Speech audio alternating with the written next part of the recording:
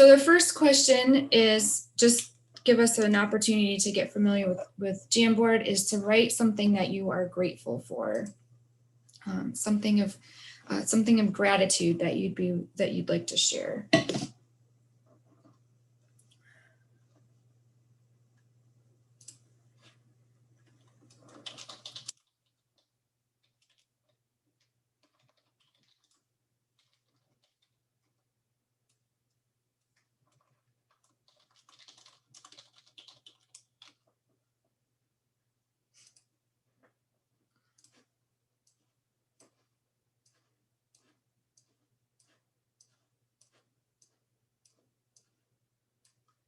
Yeah, we've got house plants. What a lovely thing to be grateful for. I love that. Sunshine. My mom and I are speaking again. Yeah, a warm, dry home, colleagues, support from parents.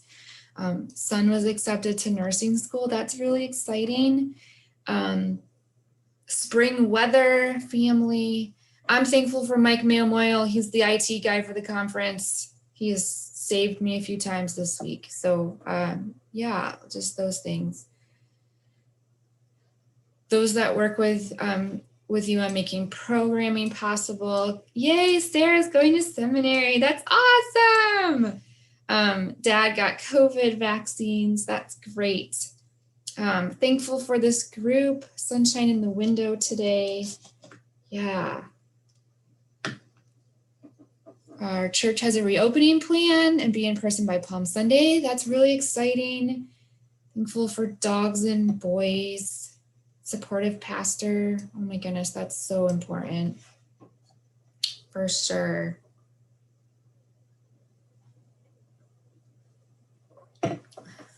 For sure. There's lots of things. Sometimes I feel like I need to take a breath and remember gratitude. And then it just gives me a different perspective as I'm walking through. So thank you for participating in that. All right, so this frame, I wanted to take a moment and share what we have learned. And if it's easier to unmute yourself and just talk, that's fine also. But we've been going through almost 12 months of ministry in a pandemic. And there's a lot of things that we've learned. So I thought we would start there. It's really easy to say, what are we going to do next? And I wanted to take a moment to consider what we've learned. And these don't have to all be bright and cheery. They can be the hard things too. So what have we learned over the last 12 months?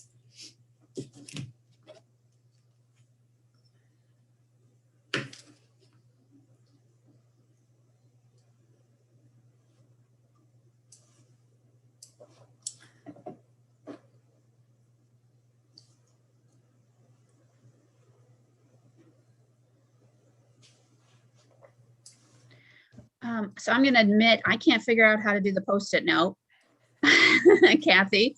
So if you want to tell me, that'd be great. But I think the thing that I've learned the most is patience. I have grown tremendously. I don't know if it's because every time I get disappointed, it's just, okay, it is what it is. And we just move on and it's okay. And that's just how I'm surviving all of this. Sure. Yeah. Are you on, I think Kim, was that you who was talking? Yes. Are you on the Jamboard? Like, did you open it, click on the link and open it up on your own computer? No. Okay. All right. So that's what I need to do. Yep. I am not a tech savvy person at all. So I do this for two reasons. One, because I think it's fun, but two, to give you different tools that you might be able to use with your kids. A lot of kids use Jamboard in school. So it's something that they're familiar with, and those who are able to type, this might be something that you could use with them if you're doing some fun different things. And where did you put the link? It's in the chat box. Oh, maybe it's really high up. All right. Let me grab it and I'll put it down lower. I see it. Okay. Thank you. Also why I say you can type in the chat box or send me a text, because I know that sometimes technology is harder with if you're on a phone or a tablet. So I acknowledge all of those realities.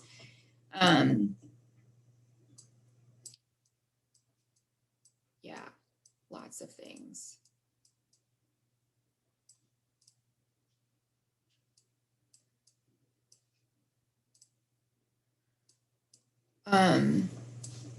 All right, what have we learned? To reimagine. Yep.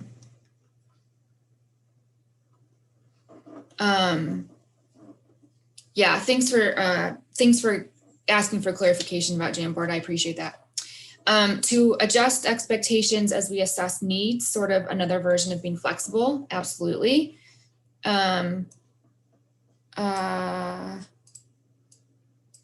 I get 100% attendance with virtual Sunday school, and I'm fearful for in-person to return. The minority position, I'm sure. No, I don't think so. I think that that's a real concern. If you're online is working well. Yep. Relationships with our family is the most important. Absolutely. That whiplash is painful. Absolutely. When we meet and how we meet is not important. Loving God and loving people is. Yep. Honestly, I feel like all the strengths and weaknesses of our staff, team, board, church culture are totally exposed. It's hard to fix anything during the pandemic, but at least we now know. Yeah, I think that's a painful reality. It really has brought those places of our vulnerabilities to light in ways that we might not otherwise have had to deal with. We have a couple of people who are joining us, so I'm gonna put the Jamboard link in the chat box, but feel free to use the chat to add your thoughts to what have we learned over the last 12 months. Not all families are ready. The church where I serve is patient and loving. That's awesome. There's never a bad time to start something. Yep. Take time to notice just how busy we are and sort out what's important and what isn't. I can be super creative when my energy goes toward teaching virtual content instead of mostly coordinating volunteers. Yeah, I'd like to give you an amen, hallelujah on that one. Disappointment happens despite our efforts, support through the disappointment and allow those to see you by their side. Yeah, I think those are all really important. Heather shared, when everyone is overwhelmed, sometimes doing nothing is okay too. Yep. Don't be afraid to try new things. For sure. I think there's a lot of,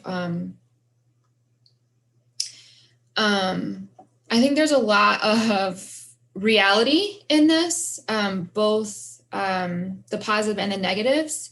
Families are hungry for faith materials, and it's important to have a team of parents to run ideas by and get ideas from. Yeah, that shared leadership.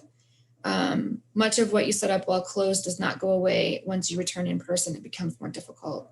Yep, it's harder to stop working when you're working from home. Oh my goodness, that is 100% true. 100% true. Those boundaries are so much harder. So much harder. Kathy, it's also the fact that what you set up with the kids, you're doing two ministries, those that are coming, those that are not coming. So you're doing double the work in essence.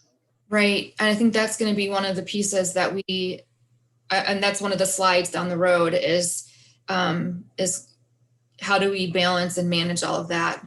You're right. You're right. Thanks, Tracy.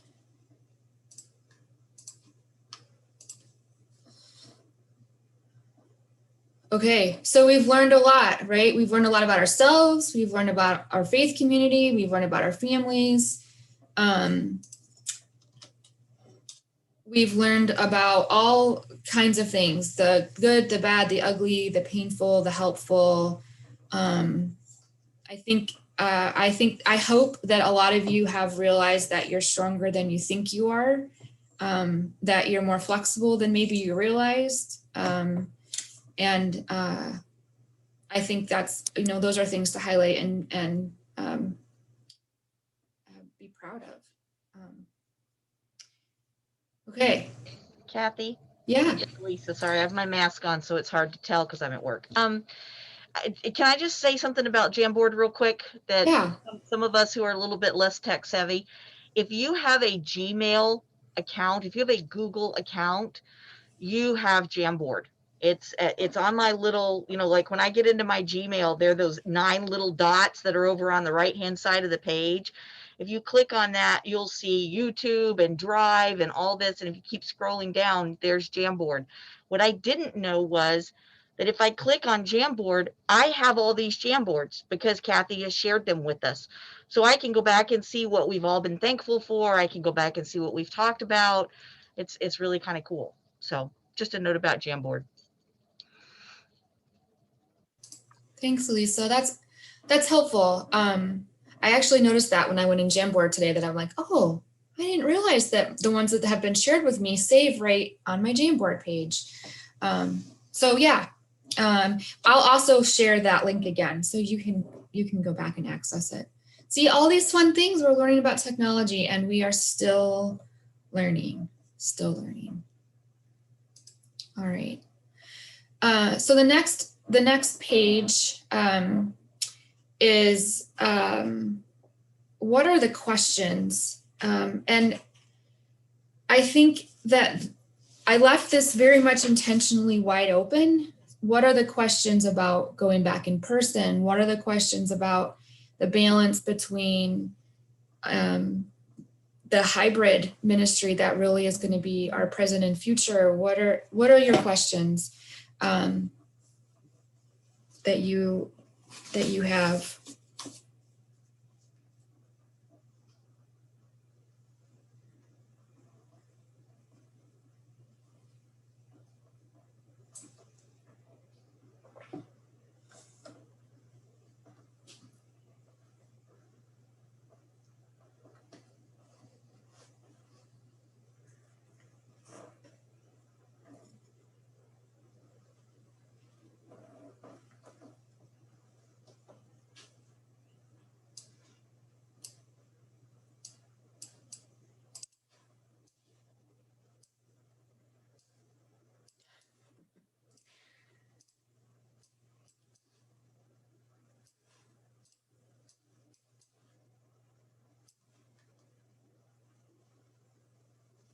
Yeah, so here's some data started. I don't have technology in my classrooms. Do I need to be preparing to put something in every classroom?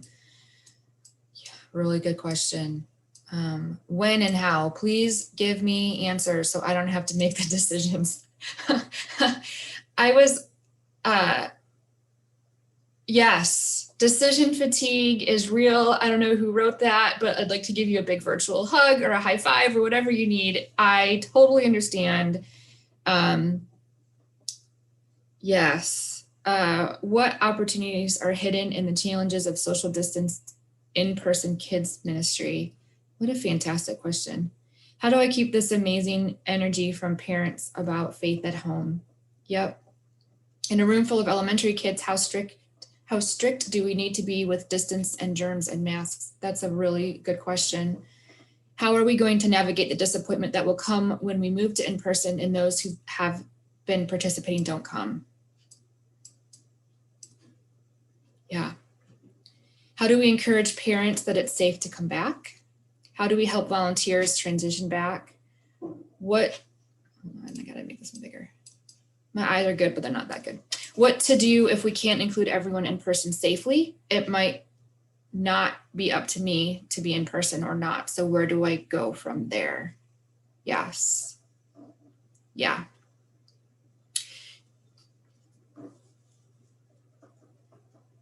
Yep. I'm gonna preface like from here on out with, I don't have answers. I'm hearing your questions and going and thinking through answers, which might not actually be the most helpful thing in this moment, maybe long term.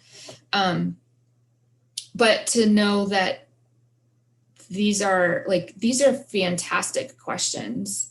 And I think that sometimes finding the answers of how do we move forward is about the really good questions that we're asking. So thank you for asking good questions.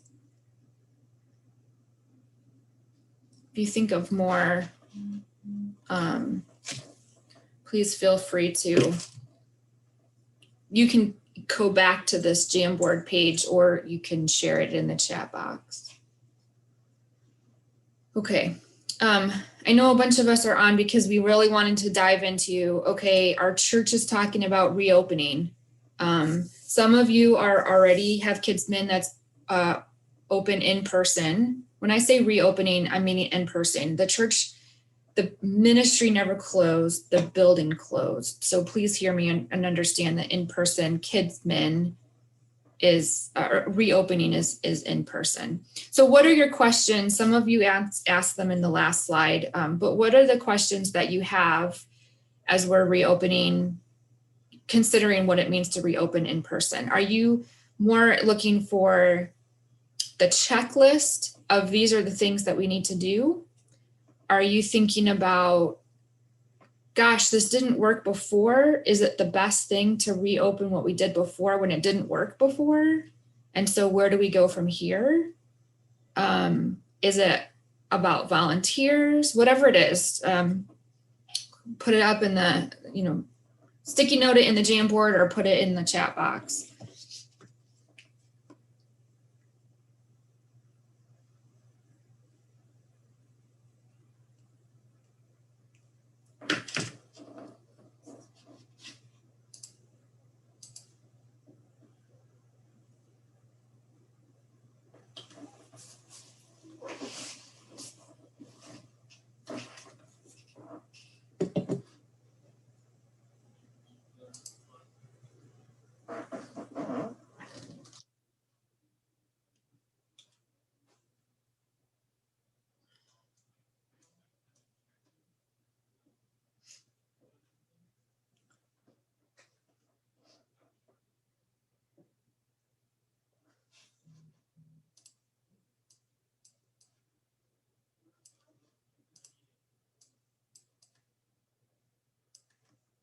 So we're just had a couple people jump back in. We're talking about what are the questions that we have about jumping back into in-person KidsMin.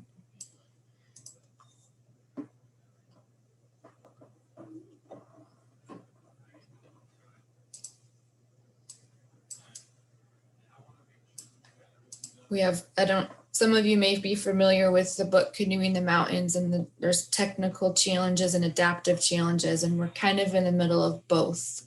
So we're looking at both technical questions and adaptive questions. Yep. And really good questions. What do classrooms and spaces need to look like? We have strict seating requirements for the worship space, right? So does our children's ministry need to reflect the same requirements that are in worship? Social distancing, what's best practices around that? Where are my volunteers going to come from? Older folks are still wary even with a vaccine, and parents are tired and just want to not be in charge. Yep. What if we don't have enough volunteers for the number of kids that are willing to attend? How to take time to recreate a new adaptive ministry? What does 2021 Sunday school look like? Do we overhype with games? Try to get down to this is how we do it. Do we focus more on time together instead of the old model? Yep, good questions. So it sounds like we have a mix of both technical and adaptive questions. Oh, go ahead. I was kind of struggling to put this in a question, but I think all of the ways I can picture reopening with social distancing and bits of pandemic are just exhausting to me. And I'm trying to, there are some naturally exhausting elements of coordinating children's ministry, but just like trying to picture something that isn't just a more awkward version of what we were doing before, but isn't also like requiring me to give up my soul to build some kind of totally new thing that I don't even know if people will show up for. And it's just, I think the discouragement of that, like what, not having any picture in my mind of something that is like, oh, that sounds exciting and meaningful. Everything's just like a worse version of what we did before.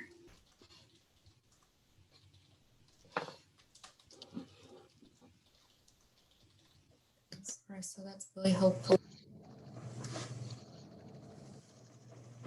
I think the question of how do we navigate the grief of the past year, returning to in-person will bring up some feelings. I think that's a really important question to be asking. If on March 19th, if you're not part of the Reach Children or Youth Network, on March 19th, we have a licensed therapist coming, and that's one of the questions that we're asking her to talk about is the anxiety around leaving our homes.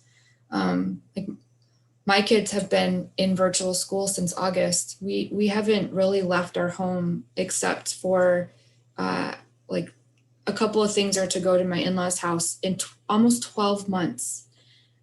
So like that anxiety, that grief, those big feelings, even the expectation of we're going to go to church and it's going to be like what we remember it from last March, and it's not. And how do we help our families work through those emotional pieces? Some are going to handle them better than others, of course, but how can we help parents ahead of time to say this is what it's going to look like? Or do we continue to do online if it's working until we can have an in-person that feels more like quote unquote normal? Really, yeah. Elisa, I saw a really good video from Church of the Resurrection from Adam Hamilton's church. They before they went back to in person, they actually put a video together to show what was church going to look like when we come back together. And they, showed all the steps of ministry and what was going to happen and all of that. And they published that on their website. And I thought, you know what? When I'm ready to do in-person children's worship, I think I'm going to put together that same kind of video, and I'm going to show it to my families so they know what to expect, because they can't just come running in and hug Reverend Elisa anymore, right? And that's what they want to do. So, yeah. We have been renovating our chancel area, and because like nobody's using it and it needed to be done. So like there's a number of things that are going to be different when people come in. So we're planning on giving people like lots of opportunities to come in and walk through the space in a safe way where they sign up in advance and can tour the space. But that's a really good idea, Alicia, to have a video out there, like a social story, basically, of walking somebody, even like people who wouldn't normally utilize a social story, walking them through the process to understand what to expect. It's really smart.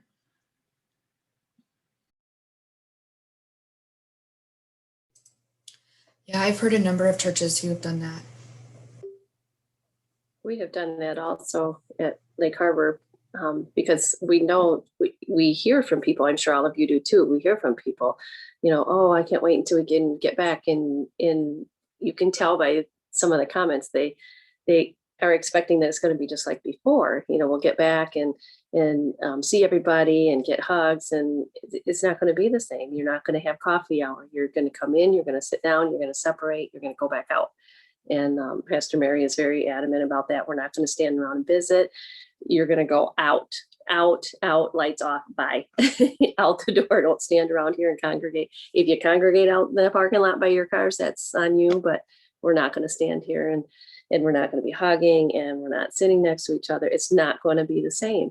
And I know that some people don't understand that. They think, oh, wonderful, we're going to be, as they say, open. And like you just said, we've tried to squash that phrase all along. When you're going to be open, we are open. We are open. We are doing things. We are working. There are opportunities. But when we are back in person, it's not going to be the same. And trying to help them have those more realistic expectations so that there's not such a huge disappointment when they get there the first day that we're back in person in a couple weeks and find out that, well, this isn't what I wanted either. It'll be disappointing, but hopefully the video, a video will help with those expectations. Yep. Thanks, Kate, for sharing that. Yep. Yeah, and structuring the hybrid model to serve in-person kids and the we're not ready yet kids and families. Right. The asynchronous versus the synchronous, how do we balance all of those things and not burn ourselves out? I think that's a really important piece also. Okay. I know that some of you either are in person or have thought through some best practices. So thinking from a technical perspective for just a moment, what have been the best practices that you've seen? And I think it's okay to expand it to maybe your school district is doing something that you think is a really great best practice. Or maybe, there's a kids organization close by that is doing a best practice. I think it's the important thing to remember around this is that every church is going to have their own best practices that may or may not translate to another church, even a church next door, because we all have our own context. We all have our own building that has its own things. So what might work for one church won't work somewhere else. But I think we can learn from, okay, they're doing this. How can we adapt that into our context, just to have a wider view? So I offer, what are the best practices that that either your church has already considered or has implemented, or that you think would be important for people to include?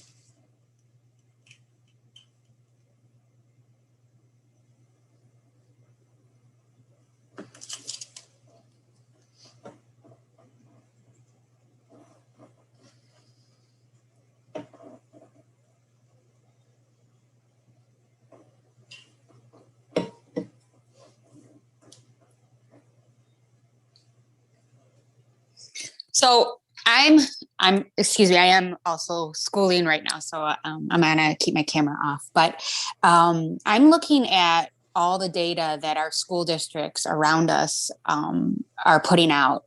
And our church feeds into about 6 or 8 different school districts. And even though overall, like the COVID cases are way down, and the schools around us, they're way up, our actual school districts, which we're hybrid. The cases are really high right now. So our church just opened up. We're not doing in-person KidMin yet.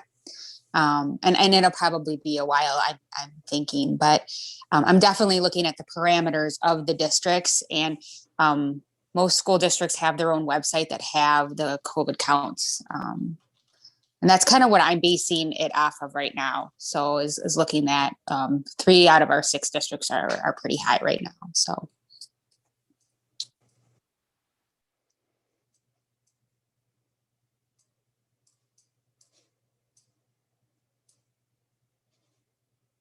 Yeah, I think considering the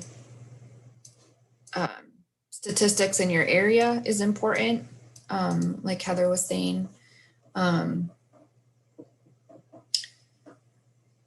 Yep, honoring everyone's feelings and level of comfortableness, and yet making some hard stands, right? Like masks are required, or we're keeping 3 to 6 feet of distance in between us, or pews are closed off, or for this point in time our families are worshiping together, or there's some things that that have to happen. I think as it gets warmer, it'll be easier to do things outside, and we'll be able to do some more of those pieces. Large space, one room VBS type of experiences. Yeah, that's good. Delay the start of children's worship until folks are comfortable with the new way of worship. Also getting input from parents and volunteers on their comfort level. Absolutely. Busy bags for kids to use during worship. Smaller kids, men, each child has their own box of supplies. Crayons, markers, whiteboard markers and erasers, journal, pencil, scissors, glue. Yep, that's good. I think some of these things that we're learning are probably best practices regardless, just to help with the spread of germs, or just so that makes life a little bit easier in some ways. It's a little more complicated in others. And I would encourage always to look for the conference, if you're in the Michigan conference, to look at what the conference is suggesting, or whatever denomination you're coming from, your area, but also looking at what's happening in my community. What do I need to be aware of? And then from there, talking to your volunteers and your families and finding out what their comfort level is, and what they are ready to do, or what needs to be in place before they're going to be ready to do something.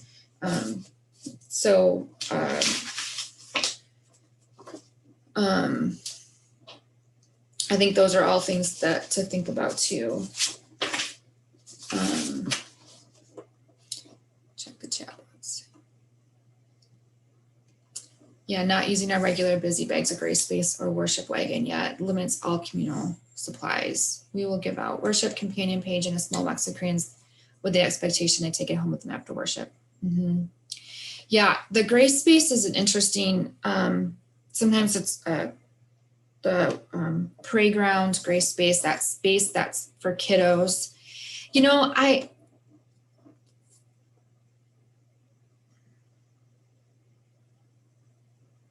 that's a really tricky one around the Grace Space. If you have one family there and you can disinfect afterwards, it's probably okay. But if you have more than one family, then it starts to potentially get tricky, unless they're already in a bubble together. Who knew a year ago that we'd be talking about bubbles and families and pods and whatever.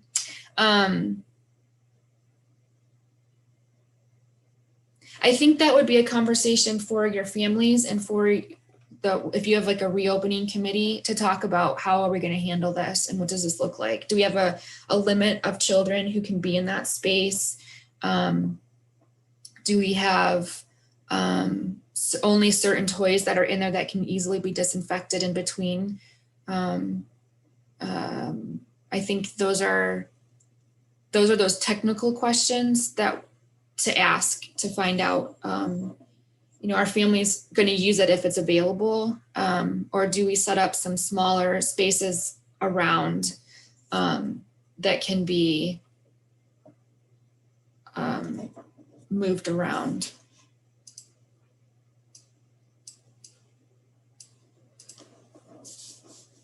We could cry a room where folks take younger ones who need to run around and be a little noisy. Do we limit the number of families that can go in there? Probably. I think it goes back to what are the parameters at your church? How strict are you taking the recommendations of the state and the CDC to keep 6 feet in between people, different families? And then how much space do you have in that room? And I don't want to, I want to be really cautious because different churches are going to approach it in a different way. The CDC offers best practices, but there's always, there's churches who are completely reopened with no masks and singing, and there's churches that are completely closed to in-person and doing everything virtual. That's about as wide on the spectrum as you can get. So your church has to decide where you are, which is hard, right? Like whoever posted, can you just tell me what to do? Nope. I wish I could, but it so varies from church to church. Again, I think looking at the schools and finding out what are they doing may be helpful. The chancel renovation includes a gray space. That's great timing. Yay, Audrey, that's so fantastic. Yeah, I think surveying parents and volunteers is really important. There are a few of us who have done that. I'll look and see if I can find the questions, Marissa, and send it. A lot of the questions were more open-ended about, are you comfortable coming back to church, and what would need to be in place for you to feel comfortable coming back? And then giving parents the opportunity to say, oh, well, everybody has to be masked, or we only will be outside, or we're only going to be here for 30 minutes, or it gives them some open-endedness to be able to say how they're feeling. I hope that is helpful. I'll look and see if I can find the surveys. For volunteers, it's the same kind of thing. Are you comfortable coming back? What would it need to be in place for you to feel comfortable coming back? Yeah, Kim, do most outdoors when indoors in a well-ventilated space with a portable air purifier, keeping 6 feet of distance, limiting time to 45 minutes or less, and then air out the space for 30 minutes. Yep, that's helpful. Thank you for watching this Kids Mid Zoom about where we've come from and where we're going in kids ministry. Learn more at michiganumc.org or send Kathy Pittenger an email at kpittenger, Pittenger, @michiganumc.org.